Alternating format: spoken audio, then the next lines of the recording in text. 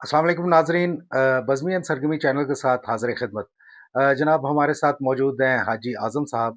تو ناظرین، حاجی صاحب سے آج ہمارا سوال ہے. حاجی صاحب یہ بتائیے کہ ظلم کیا ہے؟ جی حاجی صاحب. سمپل ہے، ایسی بھائی سادہ ہے. چیزوں کا اپنی جگہ پر نہ ہونا ظلم ہے. چیزوں کا اپنی جگہ پر نہ ہونا ظلم ہے. اگر میں آپ سے کہوں کہ یہ جوتے اٹھا کے آپ سر پر رکھ لیں اور ٹوپی جو ہے وہ پاؤں میں رکھ لیں تو یہ ظلم ہے. ظلم یہی ہے. حکومتیں جو ہوتی ہیں وہ ظلم اس طرح سے کرتی ہے کہ آپ کے بیٹے نے فرض کریں ڈگری کی ہے تو حکومت کے ذمے ہے کہ اس کو کہیں جاب دینا ہے نا، مگر وہ جاب نہیں دیتی تو اس کا مطلب ہے وہ ظلم کر رہی ہے.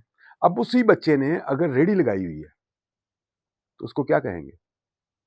ظلم. یعنی چیزوں کا اپنی جگہ پر نہ ہونا، یعنی درست جگہ پر نہ ہونا ظلم ہے. اتنی سی بات ہے سر.